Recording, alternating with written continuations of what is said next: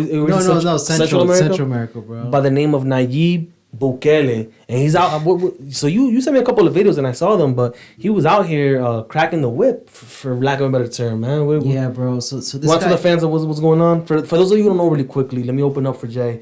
Nayib Bukele is the president of El Salvador. He kind of first became known for like really embracing Bitcoin originally. Yeah, he actually made it legit currency for El Salvador. He was the first leader of a country that actually made it legit tender, so to say, because it's digital. Yeah. Currency.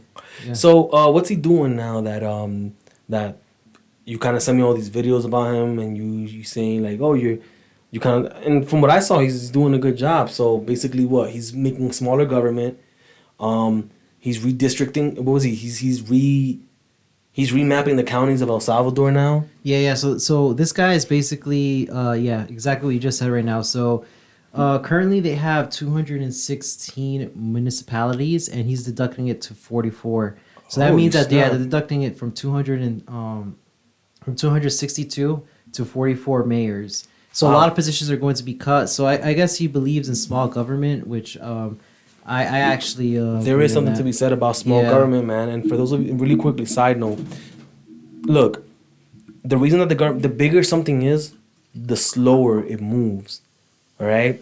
And I'm talking about specifically with government, and the reason that that's the case is because of the bigger something is, the more bureaucracy there is. That means it has to go through a much longer chain before it gets to the end of it, before a decision can be made. So the fact that Nayib Bukele says he wants to make a smaller government, I think that's going to do wonders for the country personally, not just in getting things done, making the chain smaller, the chain of command smaller, but also in just the revenue that the country's going to generate now that they don't have to pay all these federal workers, well, quote unquote, federal workers.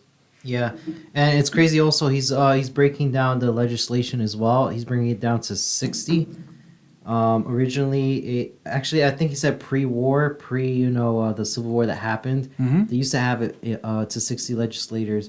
So there's a lot of unhappy people. There was a speech actually that he had today about, he's basically announcing his proposal because it hasn't been put into law. So he's trying to pass this before his re-election. Hopefully he gets re-elected in 2024. I don't see why he wouldn't get re-elected though. I know that's what social media is saying, but you never know, man. The only people who I have a problem with are, I believe are people who don't even live in El Salvador. So people are like, well, the way he's treating these criminals is violating their human rights. And it's like, I get it, but at the same time, but what about the human rights of the innocent people? So this guy shows up, he starts cracking the whip, getting rid of, humiliating gang members, which you should do. Look, we can discuss why they became what they are, and we can discuss what we can do to prevent that from happening. But at the end of the day, these guys showed up, they made the community a worse place. Who knows how many innocent people they killed or how many innocent kids that they converted from innocent kids to gang members just so they can have safety. You know what I mean? And here comes Bukele, and he's humiliating them, stripping them down to the underwear, and y'all all going to mega prison. This country's going to be safe again. Yeah, man. And not only that, another thing I wanted to announce was this happened like 2 weeks ago. There was an officer that got killed. So after 1 year of no homicides being reported to the government, of course, I'm pretty sure they don't report everything. There was an officer that got killed, man, by gang members. So what this guy did is that he ordered 5,000 soldiers to surround that municipality until he found out that there was 50 gang members in that city. Get him out of here. He literally arrested the whole circle. Pack him up. And pack him up, boy. Pack him up. Yeah, and the thing is, like, bro, like, you would never see that in the USA, bro. You would never see that the fact that, an officer got killed and, they took it to that extent to find out who was, like, behind all this stuff. That's good. Not only that, I think it says an example for other would-be officers, people who want to pursue that. Also, make an example. Would-be gang members and be like, yo, you're not getting this. This ain't the old El Salvador anymore, fam. We're gonna handle this, and we're gonna make sure that whoever does things like this is gonna get taken to the mega prison. Good. I'm glad, bro. Yeah. And for those people who are saying that's messed up, it's inhumane. We understand. Look, we understand. We understand how that can easily get out of hand, and it can go from taking gang members as prisoners to taking people who you suspect are gang members now, but conveniently also happen to be your political opponents. We get all of that, but it has to get to a certain point when you're dealing with gangs that you have to say to yourself, we are at war. We're at war. we're at war, and difficult decisions have to be made. But so in terms of him making a smaller government, so what's he gonna do? He's gonna let the people vote on who stays and who goes, because a lot of people are gonna lose their jobs. But from what he said, it's not gonna be the low end, and I don't mean this in a derogatory form, but it's not gonna be like the regular workers who are gonna get let go. So all of the obviously these the municipalities that were mentioned, they have their their own administration offices and things like that. Mm-hmm. He said they're not the one. Those are not the positions that are getting cut off. It's basically the mayors, their assistants, their finance assistants. I guess friends that got hired through being associated with the mayors and things like that. Like all the corruption and stuff. Those positions are being cut off, and then they're going to reallocate those funds to the least. I guess the municipalities are least served, based on, I guess, how many people live there and how much people get paid as well. So he's restructuring that as well. So we'll see how that goes, man. Wow, it's incredible watching that's kind of like in recent history, like a president who actually is openly trying to serve his people. He's a young guy too. He's like in his 40s. Yeah, it's just kind of like 40s. Our age almost. You know what I mean? And so, freaking no, that's good. So you're actually seeing a guy who's running office the way that you always believed political people should run office, where it's like, here's what we're gonna do for the people. And one thing that the United States does, or at least the spirit of the United States, is here's what we're gonna do for you. We're gonna make sure that we have safeguards to protect you, so that nobody does anything crazy to each other. But then after that, it's on you guys, man. You guys do your own thing, man. You guys make it happen. Yeah. We'll step in if things start getting violated, but do your thing, man. Make your money and pay up. But I must say there is a lot of unhappy people, because there's still people in different political parties that are in positions in Salvador. The parasites. Yeah. The parasites. The FMLN and stuff like that. So we'll see how things play out. Hopefully things go well and it becomes more of a, not I wouldn't say standard, but a kind of like an example that other Latin American countries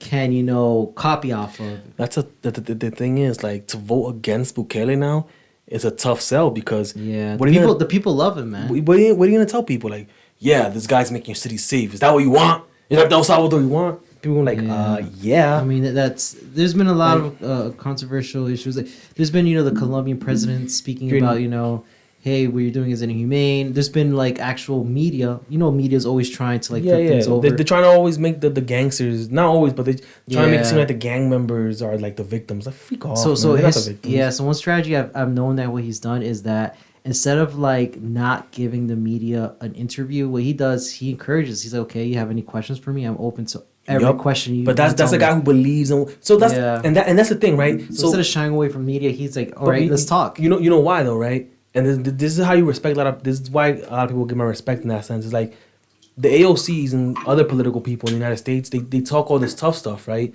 But they very rarely want to go into opposing media viewpoints and defend their ideas. Yeah. This guy Bukele is like, I did that. Yeah, I'm doing that, and I'm doing this and this. You have questions? You're more than welcome to speak to me. What's up?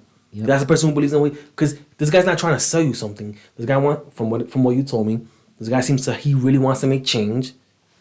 At least now, I don't know if tomorrow he turns into some crazy dictator, and then people chop this up and be like, but the JCast supports a dictator. It's like, no, June 2nd?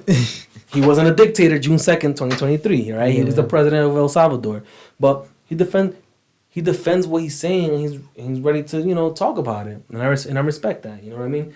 What do you think, man? You think CIA is gonna come back down to South America and be like, I'm home? Back to 1980s and stuff. Go back to Central America and be like, I'm home. I hope not, man. It's dangerous, man. JCast, Nayib, if you're hearing this, eventually we would love to have you on our podcast. Viva Bukele.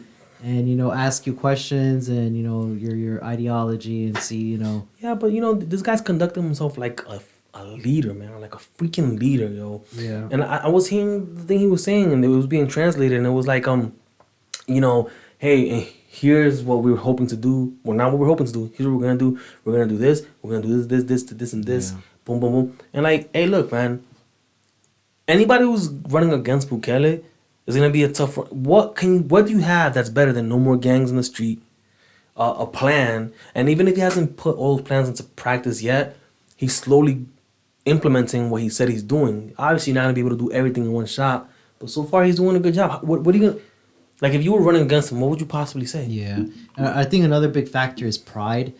I think that there's a lot of pride when it comes to the people, like, like being a cop, because I think I heard back then that being a cop, it was like kind of like a joke, right? Because you wouldn't have any power in El Salvador. The gangs would like basically laugh off and say you can't do anything, or just pay them off. But now it's like, hey, it's worth me becoming a cop. Why? Because I'm actually making a change. I'm actually securing the country, and the government has my back. Yeah, bro. But That's the thing. I think what's gonna happen is the following: either the CIA is gonna pay him a visit, and not in a fun, oh wow, the CIA is here. Hey guys. Yeah. And they might, execute their plan. Keyword being execute. Yeah. Or they might pay him a visit, but Bukele is gonna know what's up, and he's just gonna be like, and he's just gonna straight up turn into a dictator, kind of, so to speak. No. I mean, or he might just say, "Hey, these guys paid me a visit." no, it's because it's gonna be like, nah. That's the point. Now you gotta make a decision, right? Do you love your country, or you're like, all right, fine, they pay me a visit. I'm gonna just be cool for a little bit, and then till my election is over, and then I'm gonna just straight up disappear, and that'll be that. But some guys will be like, nah, bro, I love my country, and you know what? Not only am I not, these guys are not gonna get close to me. I'm gonna just take full control of power, and I'm gonna have the whole thing under my command, and I'm only gonna have people I trust in my circle.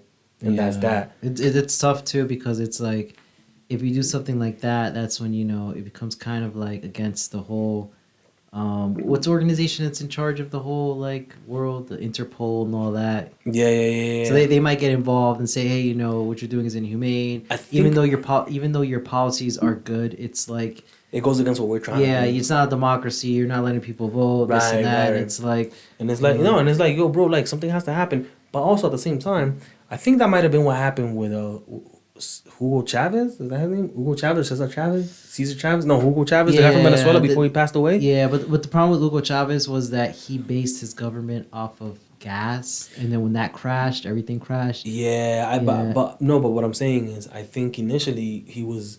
Yeah, he was for the people. He was doing for the people. He was helping the people, and blah blah. But for whatever reason, somehow he became like the enemy of the United States. And I never really understood that. I wouldn't say he became the enemy. He was talking a lot of trash about America. But, Look, man, all I'm saying is this. He became not liked by the United States for whatever reason. And I'm afraid that Bukele might go down the same path as well. So right now he has a good relationship. But he's not stepping on American interest at the moment. And I hope he doesn't. But let's see what happens, man. All I can say is, from what you've sent me, he's doing a great job. Streets are a lot safer. The concerns, and I think these are valid concerns, is he gonna cede power when the time comes around, or is he gonna like win a third term somehow? Yeah. Or the thing is, like, what if he puts it upon the people, and the people agree to keep him in power, and then at that point, is it dictatorship? Unless he just keeps it, unless he extends the term to serve, and every 4 years he lets it up, to people to But this is why the Constitution is important now, because now if the Constitution says you could only run for 2 terms, does he respect the Constitution and say that's the thing? And say, well, guys, look, I wish I could, but I have to respect the Constitution, so I'm stepping down, or my time is up, or whatever the case is. That's gonna be the true test of a man in power. Is to let go of power. Yeah, so people say how to let go of it. Yeah, some people will be like, oh, you'll know who a man really is, or who a person really is when they have power, right? But how about when it's time for him to give up that power willingly? Is he gonna give it up willingly? Especially if he's doing a good job, especially if people want him to stay, but he has to abide by a tradition. Does he respect tradition enough to give up that power? Yep. We'll see. Even though everything is going for him, like really good, and people like he's riding high on everything possible. But I do see him doing. He has, like we mentioned earlier, with the whole strategic plan and stuff like that. I think he has his own plan as well. If you notice the changes he's making in the government, it's kind of like not favoring his political party, but making a playing field where it's equal. Versus like back then, he was saying that there was like, don't quote me on this. I know he's reducing it to 60. I don't know how many positions they have now for the legislative. But he was saying that the same party kept winning because they had a certain amount of people in the legislative, and then it came to a point where it's like, obviously they're going to win because they have so many people that are in favor of other party, right? Yeah. So he's trying to make something. He's trying to make an equal playing field. Once again, guys, you're listening to the JCast podcast. Like, share, subscribe. Please. Blah, blah, blah. All that good stuff, man. This is some good stuff. Yeah, man. We're covering news like worldwide, man. Not just the USA, but everywhere. But this is dope, and we're keeping a close eye on El Salvador, man, because this is actually the first time in recent history we've had presidents like that were for the people, but they were really strong-armed. Yeah. Duarte from the Philippines, Bolsonaro from Brazil. Kill all the drug dealers or something like that. Yeah, Bolsonaro from Brazil. Even you could even say Donald Trump. All these presidents. Brazil's a mess right now too. Yeah, but and then these people think that these guys just show up because people are mean. No, these guys show up because people are fed up. Yeah. This is the first time that a guy like Bukele shows up that kind of has the same swag a little bit. No word swag, but that kind of has the same style as a Bolsonaro and as a Duarte. But he's not. He doesn't act like a savage in public. He's not out here insulting people. He's like, look, man, you guys gave kids firearms. I'm giving them laptops for school. You know what I mean? Like I believe that was one of the quotes he said. And here's what I'm doing to make sure that the people who have this. He's very well spoken. Seems like he's 40 years old, so he seems pretty up to date with technology too. In terms of anybody who can understand Bitcoin to the point where they could implement it in their country, at least seems like somebody who's not a stranger to technology. And I'm interested to see what he does in the future. I'm looking kind of forward to it, and I hope history looks at him kindly. Some people might say he did some human rights violation. We say the gang members did human rights violations first, so this is a response. Yep. Otro país. Todavía no estamos donde queremos en muchas áreas que también son importantes. Sin embargo, hay unas decisiones que no podemos seguir aplazando, porque debemos garantizar una mejor gestión pública y tener los recursos necesarios para satisfacer todas las necesidades que nos faltan. Por eso hoy quise hacer 3 anuncios. El primero, la propuesta para reorganizar la división político-administrativa de El Salvador.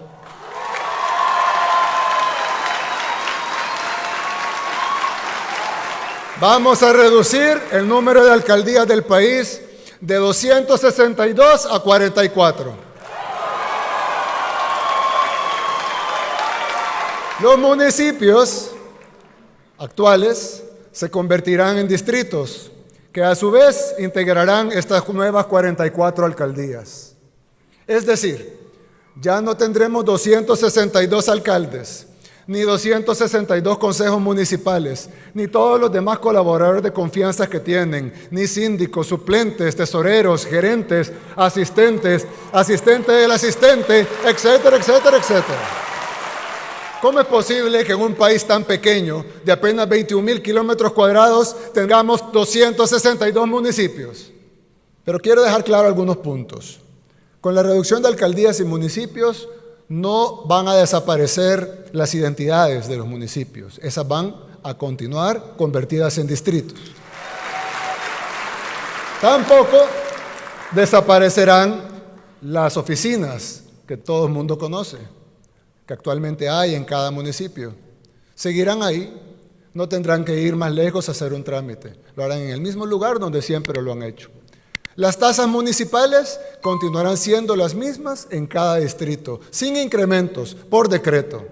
Este decreto legislativo que estamos proponiendo tampoco despide a los empleados municipales. Los que se van son los puestos de confianza. El nombre de los municipios no cambiará, ya que continuarán siendo distritos y podrán seguir celebrando sus mismas fiestas y tradiciones de siempre.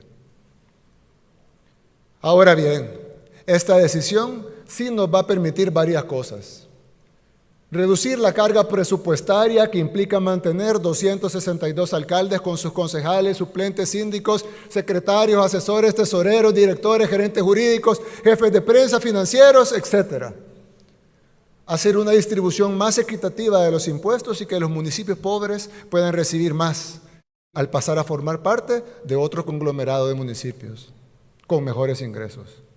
Realizar grandes obras que puedan beneficiar a varios municipios desde las alcaldías, que ahora no pueden hacerse por burocracia o por leguleyadas.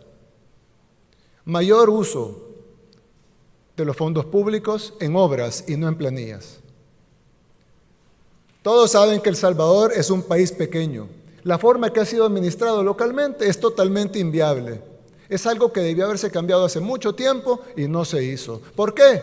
Porque no harían nada jamás que golpeara a sus financistas o para el reparto de plazas. Pero ahora sí, ahora se hacen las cosas con valentía y con liderazgo. Ahora van a poder elegir mejores alcaldes y también fiscalizarlos. Más fácil elegir 44 que 262. Es más fácil fiscalizar 44 que 262. Por eso deberán trabajar más arduo y con más honestidad que antes, sin distinción. Y la gente podrá escoger a los mejores. Todos los municipios tendrán oportunidades equitativas para crecer.